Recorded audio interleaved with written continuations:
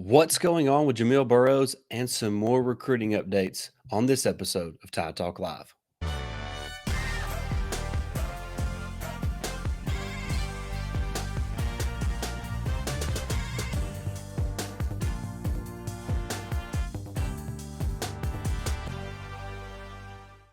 What is up, Tide fans? Stacey Blackwood here from Tide Talk Live with another episode as we look at some football news and updates and also some recruiting updates for the Crimson Tide. So we got a jam-packed show today. Hope you'll stay tuned for the entire episode. But before we dive too deep into everything, make sure you like, share, and subscribe today.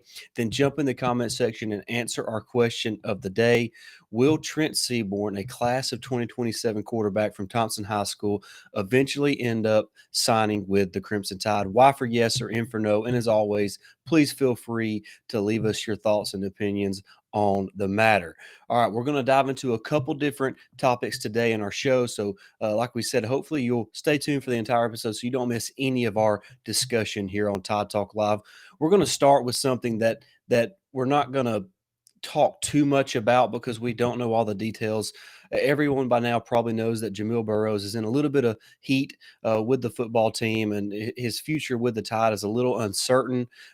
Some of the details have been released, but not all of them. So we're not going to give too much of an opinion on that. I just want to look at it from a perspective of if Burroughs in fact is gone from the team, how does that affect the defensive line rotation and the depth there along the front for the Crimson Tide? You got to think guys like Monkel Goodwine, Jamarian Latham, those two guys would probably see the most increased snaps. Maybe a freshman James Smith sees his role increase as well. Maybe Damon Payne, a guy who really started to play well towards the end of 2022. So the depth is really not a concern, but the fact that Burroughs is a really good pass rusher there from the interior defensive line, that's going to hurt Alabama just a little bit. But it's another opportunity for somebody to step up and make plays for this Crimson Tide defense. And like we said, we're not going to dive into the details of the situation surrounding Jamil Burroughs because we don't know all the details or all the facts, and we don't even know if he's going to be with the team or not when fall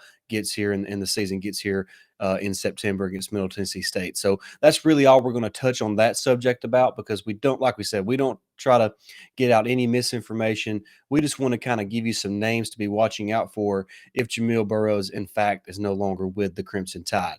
All right, next we're going to talk about Julian Sayin. I know you've probably heard it already, but he won the Elite 11 MVP over the weekend.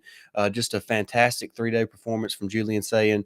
Out there in Los Angeles, California, with some of the best quarterbacks in high school football, including Dylan Raiola, the guy who's committed to Georgia. Most people believe he's the number one quarterback in the country, but I think Julian Sayin is currently making a strong push and a strong argument that he is the top quarterback in the class of 2024. And I think when you watch him throw the football, you see a guy who's accurate, a guy who has good mechanics for a player that's so young.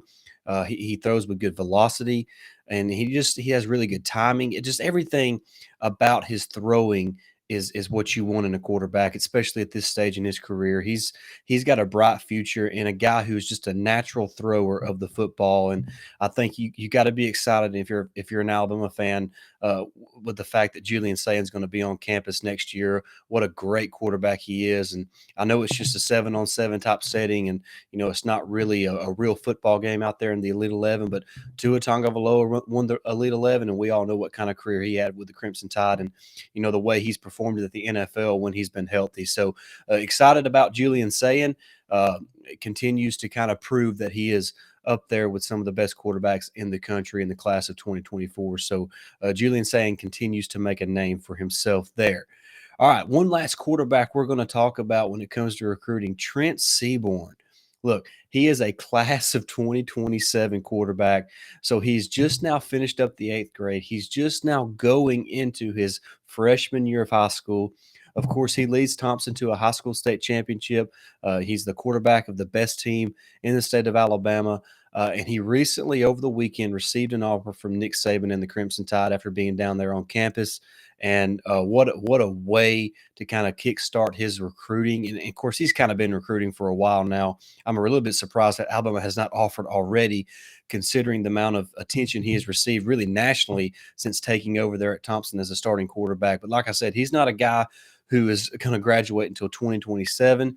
but he is already receiving a ton of attention. A really good prospect. He already throws with great accuracy. He's already getting bigger. He seems like every month he's already around 6 foot tall as a guy that's entering his freshman season. So the upside for Trent Seaborn is next level, and he is a really special talent. Obviously, you don't play at Thompson High School, especially at the quarterback position, unless you're a really talented player. And I know there's a connection there to the Tagovailoa family. He works out with to his father Galoo, so there is a connection there. I don't know how much that's going to play into his decision making when it comes to where he's going to play college football. But the fact that Nick Saban's got an offer into him already with a few years left to go before he has to make a decision is great, because you know that Coach Saban and Tommy Rees are going to really continue to build that relationship with Trent. And he's a guy who by the time it's all said and done might be the most uh, hyped or most reported on recruit from the state of Alabama ever. And that's not just me saying that. I really think that could be true. When you're talking about a guy who's already receiving a lot of national interest as an eighth grader going into his freshman year, you can only imagine what that's going to look like when he's a junior and when he's a senior in high school. So Trent Seaborn, class of 2027 quarterback from Thompson High School, receives an offer from Nick Saban in Alabama over the weekend. And make sure you stay tuned to what I do over at RollTideWire.com, because I'm going to have an exclusive interview with Trent that's going to be published here later on this week. So make sure you're over there on Roll Tide Wire so you can see what Trent has to say about his recruitment and what that offer from Alabama meant, and just some other things that I asked him in that interview. So make sure, just a shameless plug there to make sure you're staying up to date with Alabama news from RollTideWire.com. But cannot wait to give all those answers out to you guys there later this week. But that's going to wrap this episode up. Just wanted to get a quick episode out, kind of talking about some of the latest news and notes regarding Alabama football and on the recruiting trail. And of course, there's a lot of other recruiting notes and nuggets that we could look at. DeMarcus Riddick was on campus this last weekend. Alabama continues to be in a strong position for him, even though he's a Georgia commitment. Alabama is in really good position to land him, and you can't count out Hugh Freeze and Auburn either. They're making a really strong push for him as well. But I really think at the end of the day, DeMarcus Riddick will end up at Alabama. Also, Sterling Dixon, a guy who's been committed to Alabama, kind of flirted with LSU for some time. He really solidified and said that his recruitment was over, that he is sticking with the Crimson Tide, and that he is all in with Bama. So that's some great news. And there was some other nuggets that you could kind of look into, but those are the biggest ones that we wanted to discuss on today's episode. But like we said, that's going to wrap it up. Well, thank you so much for watching. This is truly a pleasure to get to do this and interact with you, with the fans of Alabama football. So, but make sure you jump in the comment section and answer our question: will Trent Seaborn eventually end up signing with Alabama? Y for yes or N for no?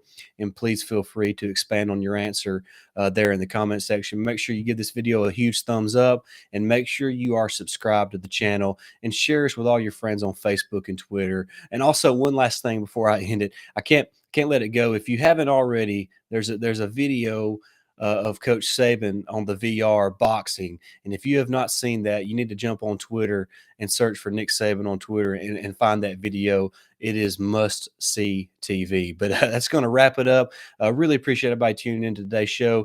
Make sure you like, share, and subscribe today. We'll be back later this week, probably with a live show in the next day or so. But until then, we'll see you soon. Roll Tide.